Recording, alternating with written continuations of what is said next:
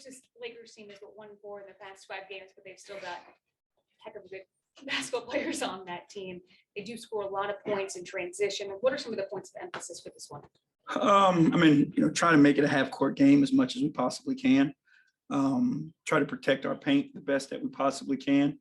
Understanding how effective they are when they get feet in the paint, and then trying to do a great job of finishing possessions, and then get some easy opportunities in transition ourselves. Some of you guys have talked about how Evan has become more vocal on the basketball court since the start of the year.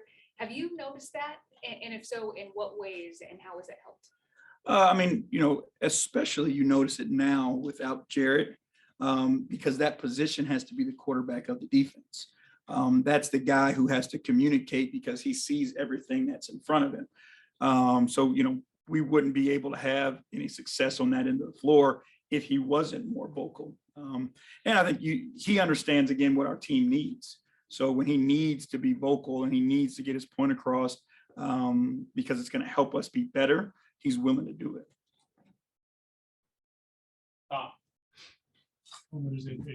Jimmy, what's up with Dean Wade? Is he going to be out for a while? We'll see. We'll see. Is he out tonight? He's out tonight, yeah, and he's out, tonight and for the foreseeable future. Okay. And latest on Jarrett. He's improving, but it's it's a bone. It takes time to heal. I'm sorry. Hey, JB, What's just up, Mike? 25th in defense last year, 4th this year. Just wondered how much of a part Mobley has been to that, how much Jared Allen has, and how much you miss him, and where you kind of try to make up for part of what he does.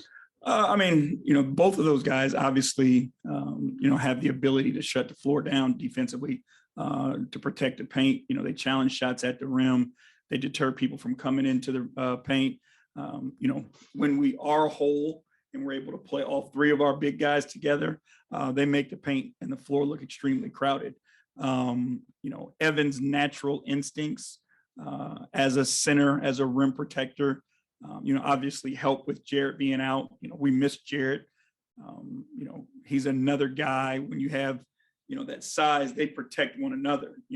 Typically when a big guy goes to help, there's a smaller guy who has to come and protect him. When we have all 3 of our guys, there's a big guy that can go challenge a shot. There's a big guy who can go to the boards, and then there's a big guy who can help that guy. So, not being whole obviously hurts us, but other guys have stepped up as well. Chris Fedor, Cleveland.com. Hey, JB. What's up, Chris? Lamar was joking earlier this morning about him being the second leading scorer in Penn State school history. And he was talking about his role kind of expanding offensively. Like, what are you asking of Lamar on that end of the floor?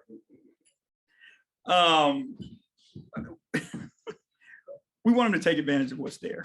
And one of the things, and in all seriousness, like when you accomplish what he accomplished, he has an offensive game. He has the ability when you watch him to get to his spot and create his shot. He can play with his back to the basket against smaller matchups. And you think about earlier in the year when he was playing the 2 and they had smaller guys on him, he had a lot of success because he knew how to use his game and get to a spot and get to the rim and finish over smaller guys. So we want him to take advantage of what's there, try to create some easy opportunities for us in transition, cutting, running, and then take shots that are available. And then we talked to you in Miami, and you were excited about the potential of Evan and Lowry together at the 4 and 5. Now that you've seen it for a little bit more than a week, like what's your view of how those 2 guys mesh together? I think it's really good. I think they complement one another well. Lowry's ability, obviously, to play in space frees up, Evan at the 5, as far as spacing goes, and gives more angles to attack and room to attack.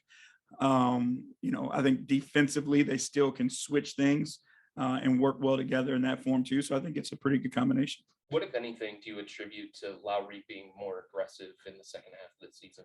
I think he's just being comfortable. And that's, it's been a difficult year for him as far as in and out.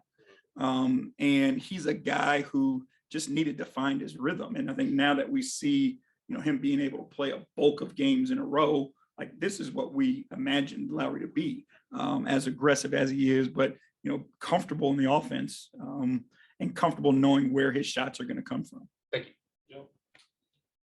What are the, excuse me, what do you think about the chances of Evan guarding LeBron tonight? And if that is going to happen, what do you say to a rookie ahead of a matchup against, somebody of LeBron's stature?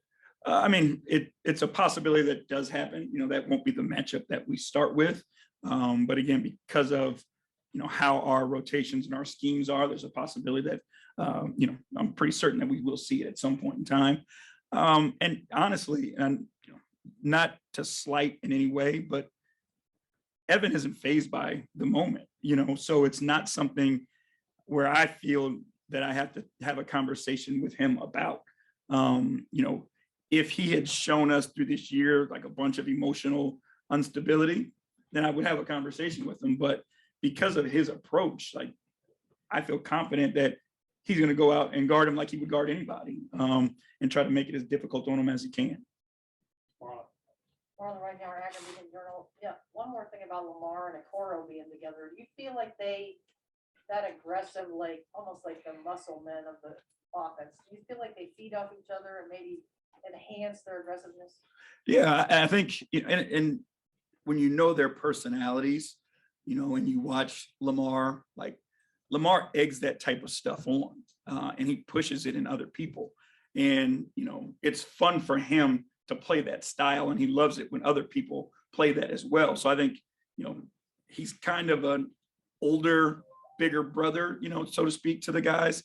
And, he pushes him to do that. And I think Isaac and him have similar traits that way. So you do see it coming more. And Kyle Goon, maybe this is kind of flows into your answer for Joe's question a second ago, but obviously with LeBron's unique relationship with the fans here and his love of kind of playing to this particular crowd, is there any particular way you have to prepare your guys to kind of handle that dynamic, or is it just kind of just treat it like any other game? Yeah, I mean, at this point, to be honest, we are playing for something bigger, and that's the message to our guys. There's a sense of urgency that we understand coming down the stretch, and that's our primary focus. So I think, if that's your primary focus, you don't get distracted with the other things that could come with a game like this. And, obviously you pay your respects to what, LeBron did here and what he means to this city and this organization, but our guys have a job to do, and we got to go out and get that job done. Tim Alcorn, Cavs Radio, AJP. What's up, Tim? The first 4 games of the homestand, there's been playoff atmosphere, playoff intensity at moments. Does that translate to a playoff mentality for the guys? Do they understand that now?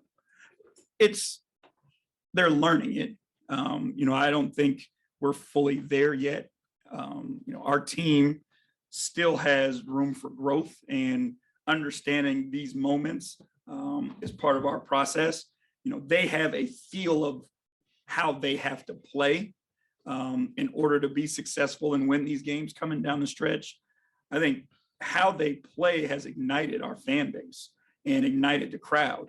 And I think it's kind of, that connectedness that we talk about where, there's moments where, the guys push our crowd, and then there's moments where the crowd feels a need and they push our guys. So I think, you see it kind of working hand in hand. Is playoff mentality, is that something you can describe or define from a player's perspective? You can't until you've been there, and, as coaches, as teammates who've experienced it, like, we'll do our best to have conversations to kind of prepare people for that. But until you're in it, you don't know what it really feels like. And that's the difficult part about having never been there before, right? Is you got to get in it to understand just how intense every single moment is and how important every single possession becomes.